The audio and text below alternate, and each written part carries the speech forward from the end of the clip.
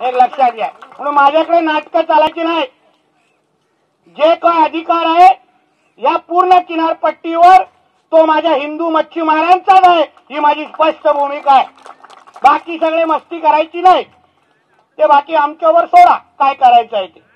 मी तुम्हाला माहिती आहे कसला आहे, पूर्ण 100% कार्यक्रम करणार आहे की नाही. आम्ही थोडंही सोडत नाही, म्हणजे बोलतो ना औषधालाही सोडत नाही असा विषय. तुमच्या मरोळ मच्छी मार्केट बद्दलची चिंता आहे तुम्हाला. माझी एक बैठक झालेली आहे, त्यांना मी सांगितलंय की तुम्ही आपण एवढं सुसज्ज मच्छी मार्केट बनवतोय, आपल्या त्या मच्छी मार्केटमध्ये कोळी भवन पण असणार, हा तुम्हाला शब्द इथे देऊन जातोय.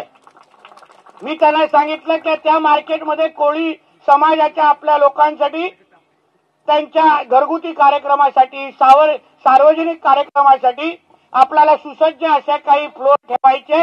त्या पद्धतीचा प्लॅन तयार होतोय.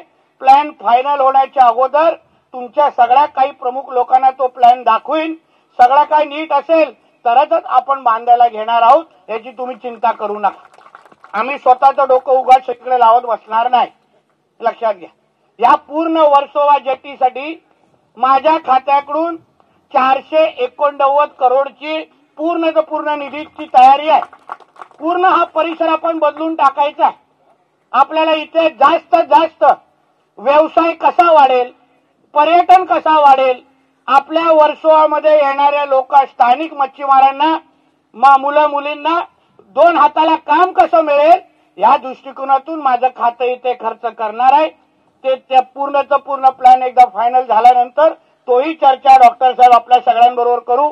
आपल्या काही सूचना असतील तर आपण मला सांगा, तेही त्याच्यामध्ये टाकू आणि एकदाच एक चांगलं सुसज्ज असं एक चांगलं मच्छी हा परिसर कोलीवाड्याचा आणि या पूर्ण वर्सोवाचा कसं तयार होईल या दृष्टिकोनातून आपण पावलं टाकू.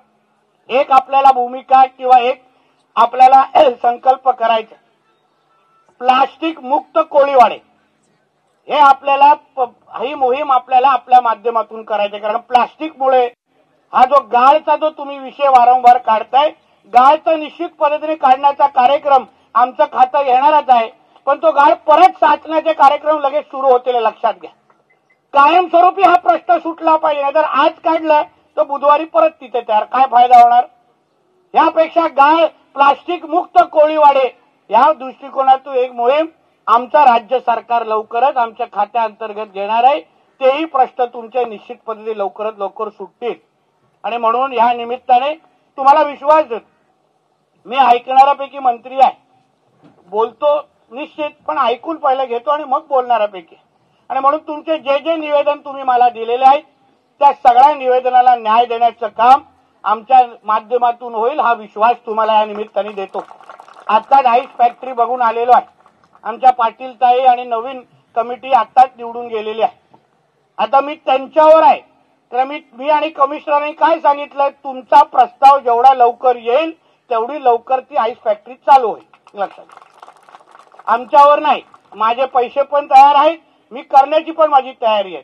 ते लोकांनी जेवढा लवकर प्रस्ताव आमच्या कमिशनर ऑफिसकडे येतील.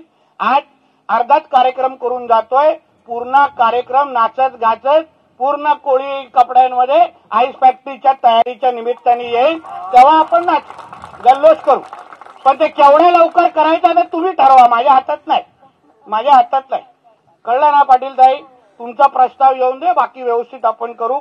म्हणून परत एकदा आपण एवढ्या मोठ्या संख्येने जमलात, माझा सत्कार केलं माझ्या कमिशनरांचं आणि माझ्या सर्व सहकाऱ्यांचं. यासाठी तुमच्या सगळ्या जणांचे मनापासून आभार मानतो. इथेच थांबतो. जय हिंद, जय महाराष्ट्र.